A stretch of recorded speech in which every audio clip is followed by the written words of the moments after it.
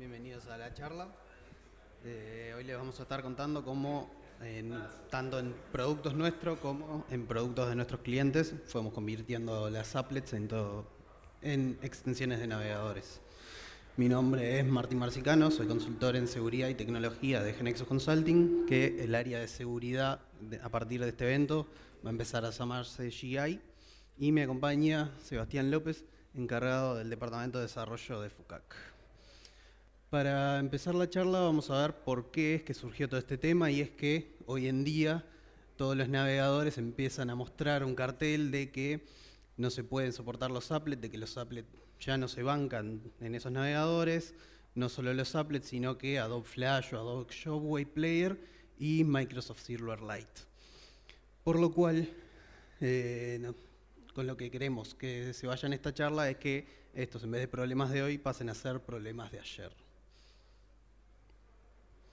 Para empezar un poco, vamos a ver cómo llegamos a esto, y es que las computadoras y los celulares empezaron a tomar todo lo que eran los periféricos y muchas funcionalidades dentro de ellas. Al principio, simplemente con aplicaciones locales, teníamos que instalar varios CDs o buscar hacer, por ejemplo, en la Encarta una búsqueda y nos decía que cambiara al CD3 para que te dé esa información. Y teníamos aplicaciones que ya podíamos generar con Java, con .NET o algunas otras tecnologías que tenían bastante potencia, pero siempre en un modo local dentro de nuestras computadoras. Después empezaban a surgir algunos dispositivos móviles, pero en principio siempre toda la sincronización se hacía mediante cable con nuestras computadoras, y la conectividad todavía no era muy buena como para utilizar así las aplicaciones que tenemos hoy en día. Con las mejoras de Internet, el abaratamiento de los costos y la disponibilidad para todo el mundo, empezamos a pasar aplicaciones de las aplicaciones locales a las aplicaciones web, pero como pueden ver, Amazon en el 95, por más que ya empezaba a ser una gran empresa, todavía no le permitían que su página fuera lo que es hoy en día, debido justamente a que la tecnología de Internet y el HTML, por ejemplo, estaba recién empezando. Por esto mismo fue que surgieron todo el tema de los add-ins o plugins para integrar tecnologías que ya en nuestros dispositivos, como puede ser también los applets, toda la tecnología Java, Silverlight o Flash, que ya en nuestras máquinas locales eran muy potentes, para poder integrarlos y potenciar un poco lo que era en ese momento una Internet que no era muy potente.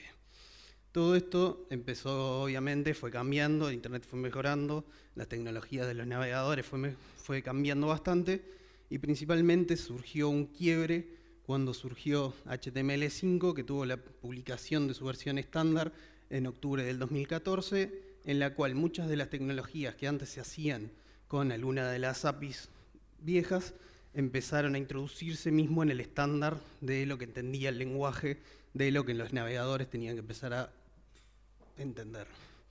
Entonces, con el surgimiento de este estándar, varias de las empresas pusieron la sentencia de muerte a las viejas tecnologías. Google Chrome puso en el blog de Chromium, que era el Final Countdown, del Empapi, que es justamente la API que le permitía a estas tecnologías publicarse dentro de nuestros navegadores.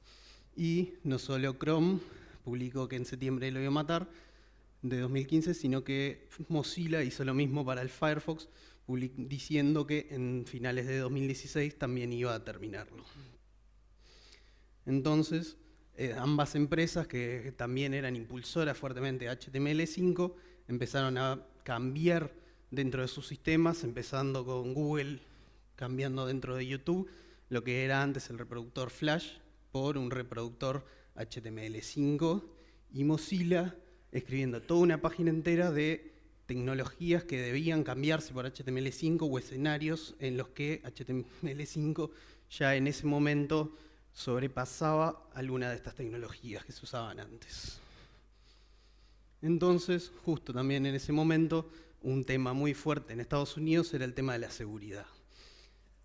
Esto le trajo algunos problemas a esta tecnología, ya que para Adobe Flash Player, semana tras semana, una vez por mes, como muy poco, se encontraba algún problema de seguridad. Entonces, Chrome, Google, en su navegador Chrome empezó a acelerar todo lo que era la sustitución de estas tecnologías, ya que el equipo mismo de seguridad de Chrome era uno de los que encontraba más vulnerabilidades. Entonces ahí se decía que Google Chrome estaba matando Flash, y ya en realidad era una muerte anunciada, ya lo había dicho que lo iba a matar, pero aceleró un poco y ya en abril del 2015, cuando había dicho que lo iba a matar en septiembre, desbloqueó por defecto, haciendo que un usuario normal, un usuario estándar, no pudiera ya acceder a todo lo que es estas tecnologías, y sí, en septiembre de 2015 terminó por bloquearlo del todo. Mientras tanto, Mozilla...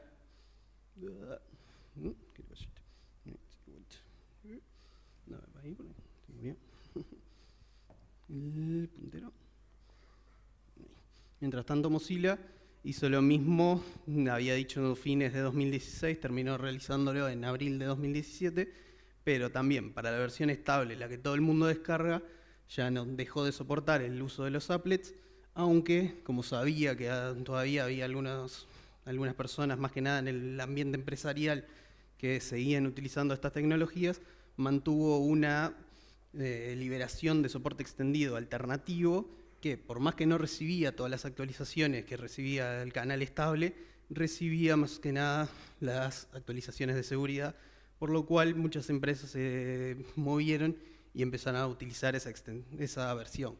Pero también ya en mayo de este año se decidió cambiar la versión de soporte extendido, se terminó de matar el soporte de los applets en los navegadores actuales, con lo cual nos tenemos que hacer la pregunta si ya tenemos que reemplazar, o en realidad ya en esa época nos teníamos que hacer la pregunta si ya podíamos reemplazar todo por HTML5. Y la respuesta es que HTML5 surgió el estándar, pero a medida del tiempo se van liberando otras APIs. No surgió todo de primera, entonces tenemos que ir reemplazando casi todo hoy en día, pero hay algunas tecnologías que todavía no están disponibles desde la versión estándar. Con la salida del estándar surgieron varias que ya empezaban, más que nada, también para todo el tema de los móviles, todo el tema de la ubicación, el tema de Bluetooth.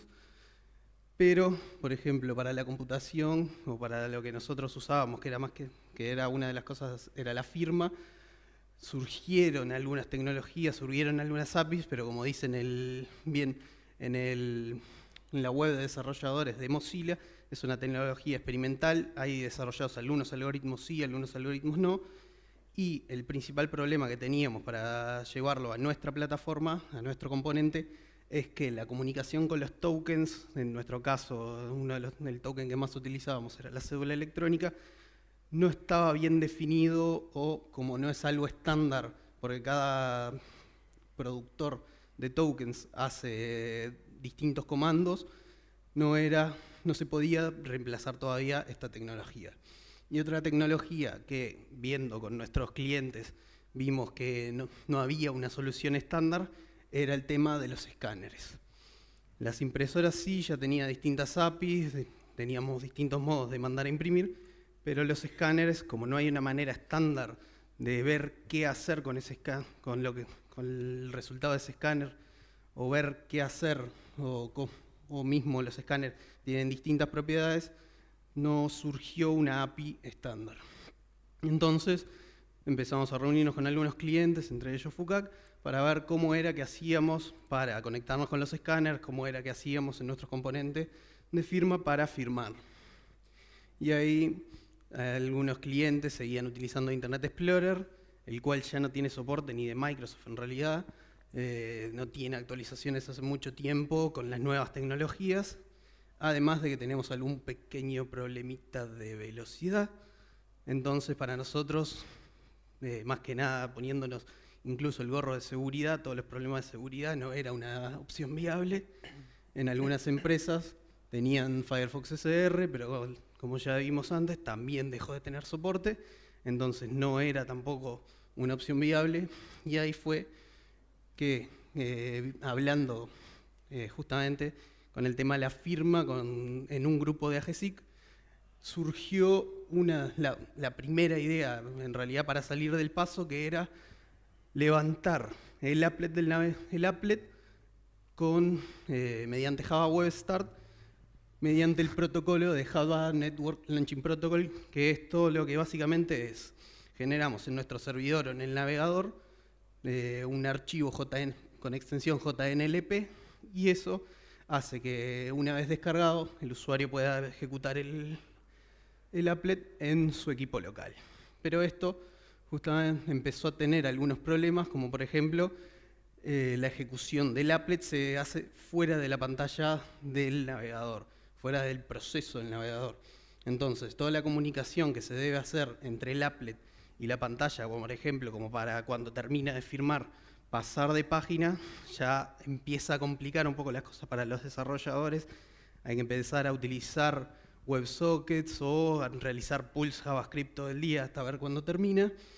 Además de que para el usuario, una vez que descarga, tiene que, cada vez que quiere utilizar un applet, descargar un archivo, darle que quiere correr ese archivo, darle a aceptar a la opción del applet, y si el usuario sigue tocando en algo en el navegador, esta pantalla le puede llegar incluso a quedar por detrás del navegador y no saber en dónde es que está esta pantalla.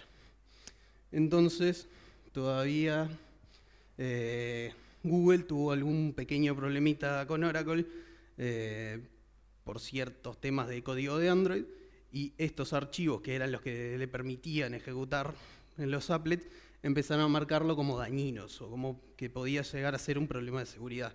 Con lo cual, desde la usabilidad de vuelta, teníamos un paso más, y un paso que en realidad el usuario empieza a dudar, ¿tengo que ejecutar esto en serio? Entonces ahí fue que, investigando un poco más y viendo también qué hacía la industria, es que surgieron las extensiones de navegadores. Sí.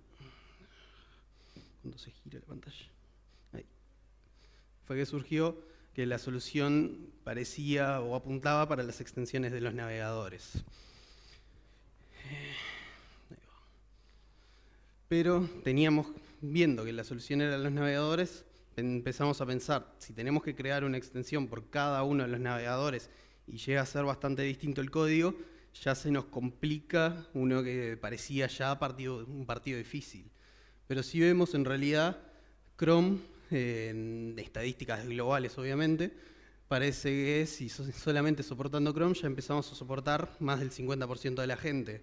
Obviamente esto después había que llevarlo a cada uno de nuestros clientes, a ver cuáles eran los navegadores que se permitían, porque hay en algunos lugares que solamente podés usar ciertos navegadores para ciertas aplicaciones, pero de esta manera parecía como que Chrome era un buen punto para empezar. Internet Explorer está ahí todavía en un 10%, pero si sumamos, además de Chrome, Firefox, Edge y Safari, parece que podemos llegar a cubrir bastante los distintos sistemas operativos y casi un 90% de la gente, al menos en estadísticas globales. Además, todos sabemos que Internet Explorer se usa para descargar mejores navegadores, ¿no? Entonces, empezando a investigar un poco estos navegadores que habíamos visto como candidatos, tanto Chrome, Firefox como Safari ya soportaban extensiones desde hace tiempo. Edge al principio no soportaba cuando salió, pero después de una actualización de Windows empezó a soportar, y está justamente pegado a Chrome porque en la base de Edge, Microsoft Edge, está basado en Chromium, que es la parte open source de Chrome. Entonces, en ese momento seguíamos teniendo que realizar varias extensiones de navegadores para los distintos navegadores, seguíamos en ese momento teniendo 4 candidatos. Entonces empezamos a indagar un poco. Edge y Chrome tenían una base en común, entonces las extensiones no parecían ser muy distintas, y Firefox, en su página de desarrolladores, también explica que la API que utilizan ellos es muy parecida a la del estándar, que es la que sigue Chrome. Entonces, entre esos 3 navegadores no parece muy difícil la compatibilidad, y viendo después la de Safari, también no cambia mucho. Entonces, vimos que las extensiones de los navegadores son lo que sería la solución, pero a ver, de qué es realmente una extensión de navegador. Entonces vamos a ver la arquitectura típica, en la cual tenemos nuestro navegador, tenemos una tab o una pestaña, y dentro de la página web que tenemos los recursos de la web, que son los distintos JavaScript, los distintos CSS y HTML, el DOM, que es realmente la página, que esta es, dentro de lo que agrega la extensión, el content script, que es la parte de la página con la cual interactúa nuestra extensión. Nuestra extensión agrega el content script dentro de cada una de las tabs, dentro de las pestañas, y aparte tiene una parte en background del navegador, que es la background page, que ahora después vamos a ver por qué tiene esas dos partes, y es más que nada por temas de seguridad para que ciertas cosas no puedan ocurrir en cada uno de esos lados. Pero, viendo esa arquitectura, seguimos hablando de JavaScript, de HTML, donde entran en juego los applets. Y estos entran en juego cuando agregamos una tecnología que permiten los applets, que es los mensajes nativos. Los mensajes nativos permiten a la extensión del navegador comunicarse con aplicaciones instaladas en el dispositivo local, en la computadora, mediante ciertos permisos que después vamos a ver también un poco, pero ahí en esa aplicación es donde entra en juego donde entra en juego el tema de los applets. Ahí, en esa aplicación es que nosotros vamos a poder, cambiando ciertas partes del código, sacando las partes de GUI, agregar el applet, el código que ya usábamos del applet, en nuestras extensiones de navegador. Ni bien empezamos a cambiar alguno de nuestros productos o nuestros clientes, empezar a cambiar por las extensiones, empezamos a ver unas cuantas mejoras, principalmente en la usabilidad o user experience, en la performance y en cuanto a seguridad. En cuanto a la experiencia de usuario, como estamos dentro del navegador, tenemos todas las tecnologías actuales, podemos usar HTML, podemos usar JavaScript, CSS, jQuery o el framework que utilicemos en la aplicación en sí, con lo cual podemos hacer que nuestra extensión se mezcle bastante con la aplicación en sí, pudiendo incluso agregarla dentro de aplicaciones responsive y haciendo que nuestra extensión en sí sea también responsive. En cuanto a performance, si antes queríamos realizar múltiples llamadas en una misma página, por cada una de esas llamadas debíamos inicializar cada vez el applet. Sin embargo, la extensión, como cuando se crea la tab, cuando se crea la pestaña, es como que fuera un llamado JavaScript distinto cada vez que queremos usar una función. Simplemente llamamos, él nos responde. Dentro de esa extensión, en la parte del content script, que es el que se ejecuta dentro del tab, podríamos llegar a guardar alguna información, porque desde el punto de vista de seguridad, cuando cerramos esa pestaña, esa información se pierde, entonces no tendríamos ningún liqueo de información. Y justamente seguridad es el punto en el que mejora bastante este tema, principalmente en lo que es la superficie de exposición. La superficie de exposición es todos los puntos de entrada que podría tener nuestro sistema o que podría tener nuestro applet, que cuando teníamos un applet, simplemente sabiendo la dirección de donde estaba publicado y sabiendo los parámetros que tenía, podíamos llamarlo desde cualquier página y ejecutar lo que hiciera ese applet. Sin embargo, la extensión, cuando se define, hay que definir un manifest en formato JSON, que uno de los puntos más importantes que tiene es en dónde se puede desplegar, en dónde se inyecta el código de nuestra extensión. En este caso, nosotros podemos, dentro de una misma versión, publicar decirle los distintos ambientes, tanto de desarrollo, de texto, de producción, en los cuales va a interactuar. Podemos darle tanto espectro como puede ser nuestra web app, o si solamente se utiliza en ciertos lugares, podemos ser tan específicos en esa URL como decirle que simplemente se ejecute en esas URLs dadas en los distintos ambientes. Dentro de lo que es el JavaScript que se inyecta en esas páginas, tiene otra defensa de seguridad, que es que tanto el content script no puede enviarle mensajes al JavaScript de la página, como el JavaScript de la página no puede enviarle mensajes al JavaScript de nuestra extensión. Además, los content script tienen distintos momentos, podemos indicarle el momento en que se carga, por lo cual si existe algún ataque de cross-site scripting, nosotros podríamos decirle que se termine, que la extensión recién se ejecute cuando termina de ejecutar la página. Entonces se cargaría el JavaScript, se cargaría el DOM, ejecutaría el cross-site scripting y recién ahí, cuando la página está en idle, o sea, cuando la página no está haciendo nada, es que recién se inyecta nuestra extensión, por lo cual también mejoramos en posibles problemas de seguridad ahí. Siguiendo con el content script, habíamos dicho que era el único que interactuaba con el DOM. También, como está dentro de la pestaña, está dentro del navegador, tiene la misma sesión del navegador y de la página. Entonces cualquier pedido que realicemos desde la extensión va con las cookies de ese sitio. Además, existe también una protección entre el content script y la background page, en la cual podemos controlar que los pedidos, los mensajes que enviamos desde JavaScript, desde una página a la otra, solamente sean aceptados si es desde nuestra extensión. Y la background page es la única que puede enviar mensajes a la aplicación host. Lo que veíamos como los native messages, la única parte de la aplicación de la extensión que puede es la background page. Y por eso es que está esa separación ahí entre lo que está dentro de una tab y lo que está corriendo en el background. Hablando del archivo nativo, el archivo nativo también tiene su seguridad, que también se define en el manifest, en ese caso de ese archivo, que en este caso es la extensión del navegador que puede comunicarse con ella. Por lo cual, si tenemos otras extensiones que intentan comunicarse con ese archivo, con ese programa host, como no está definido en el manifest, no puede comunicarse. Entonces ahora los voy a dejar con Seba para que les cuente cómo fue la experiencia de este pasaje en FUCAC. Bueno, buenos días a todos. Les voy a contar lo que fue un poco la experiencia nuestra en FUCAC de la migración de applets a extensiones. Y bueno, para ponerlos un poco en contexto, les cuento que nosotros usamos GeneXus hace muchos años.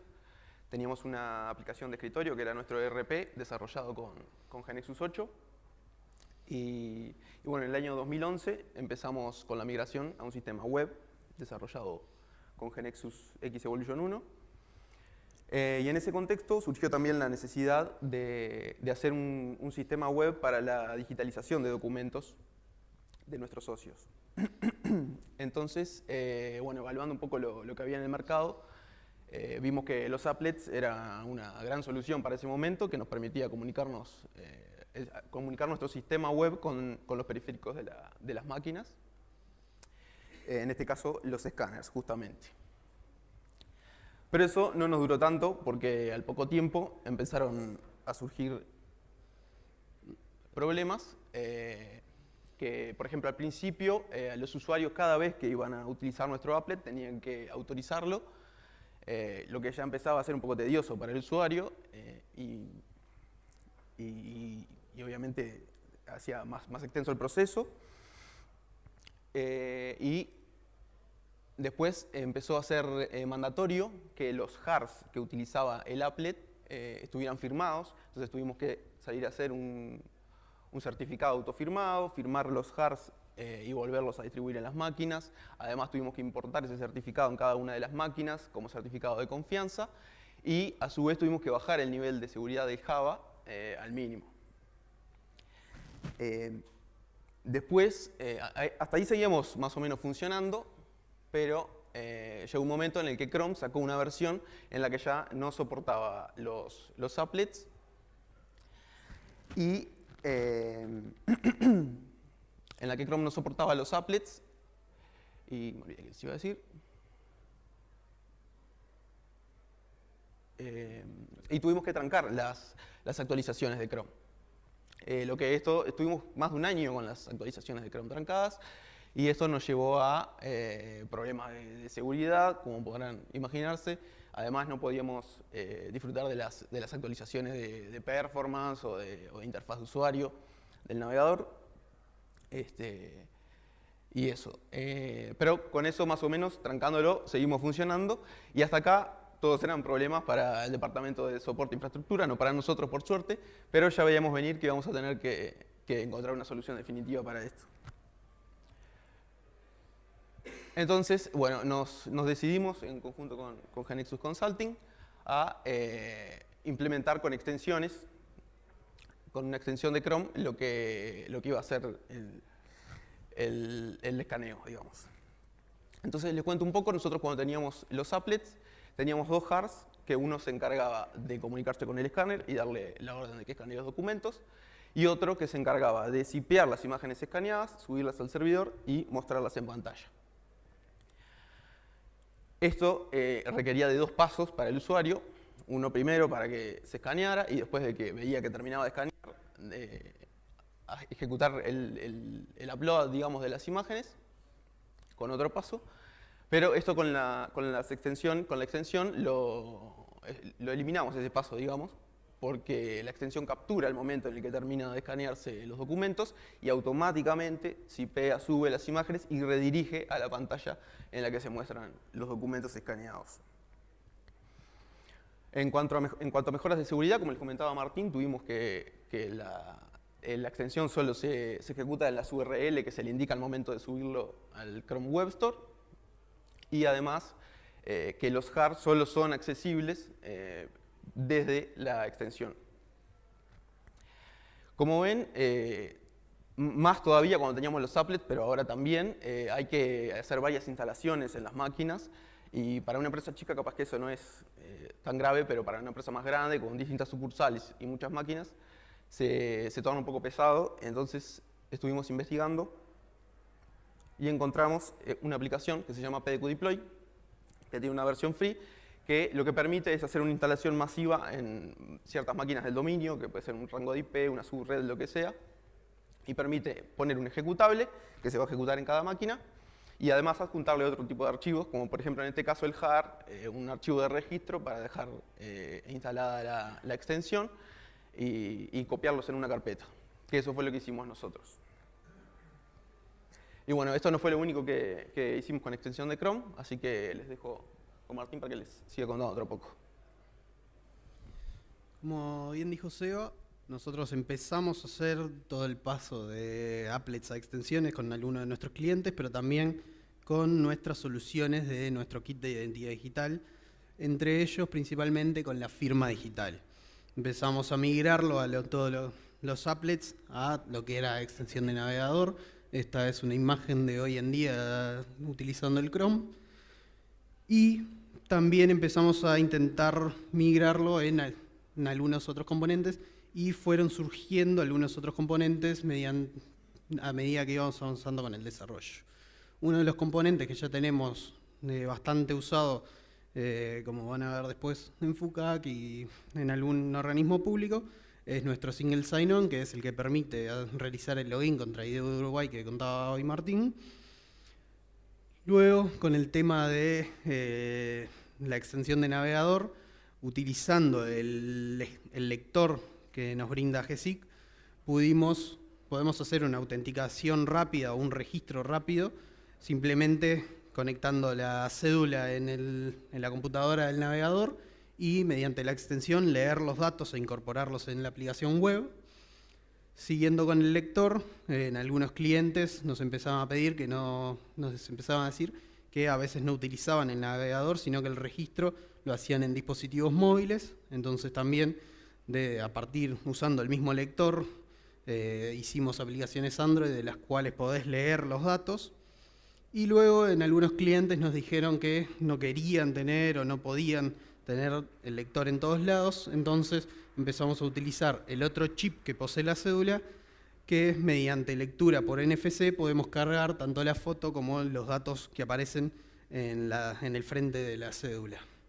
Esto lo desarrollamos para el cliente ANCAP, que tiene un sistema de subsidio de garrafas que está hoy en día en producción y lee por NFC, pero también, como tiene algunas cédulas viejas, tiene que leer el frente simplemente el número de la cédula.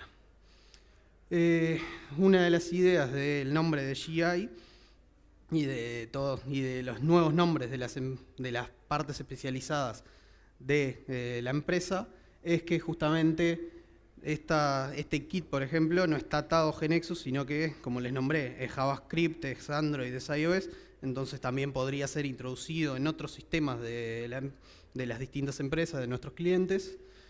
Y ahora los voy a dejar con Sebastián para que les cuente cómo incluyeron este kit dentro de sus sistemas. Bien. Una vez más, para ponerlos en contexto, les cuento que nosotros tenemos, hace un par de años hicimos una app y un portal web para que nuestros socios pudieran acceder a consultar información sobre la tarjeta de crédito, solicitar un crédito, ver los pagos que han ingresado, etc. Y eso lo desarrollamos también en conjunto con la gente de GeneXus Consulting, con un Identity Provider hecho con el GAM de GeneXus y que nos proveía de un SSO para que el registro y el login del portal y de la app fueran el mismo. Y una vez que esto quedó funcionando, fue que surgió la idea de incorporar el SSO de ID Uruguay. Esto, la verdad que fue muy fácil de incorporar, en menos de una semana lo teníamos en producción. Como ven ahí, lo único que tuvimos que hacer fue poner un link en el login y eso te redirige embebido al portal de ID Uruguay, que fue el que mostraba Martín en la charla anterior. Y esto nos permitió además hacer un preregistro de las personas que entraban a nuestro portal, aunque no fueran socios nuestros, dado que sabíamos el origen de los datos que estaban entrando y ya podían navegar identificados en nuestro portal, digamos. Y como ven, esto se está usando cada vez más, y eso nos pone contentos en realidad, y ya estamos llegando casi a los 50 logins por medio de ID Uruguay en el mes. Por otro lado, nosotros tenemos un CRM, que es por donde ingresan nuestros usuarios a trabajar con las personas en las sucursales, y incorporamos en él la lectura de los datos de la cédula. Antes, cada vez que iba una persona a una sucursal, los datos los ingresaban manualmente, por supuesto, y tanto para los socios nuevos como para los que había que hacer una modificación o lo que fuera. Y como pueden ver, acá se puede apreciar muy bien lo que comentaba Martín, de que se adapta perfectamente la extensión a nuestra aplicación. Esa imagen que ven ahí es la extensión, que una vez que la apretan aparece un circulito de cargando, y una vez que termina de cargar los datos, se muestran en pantalla.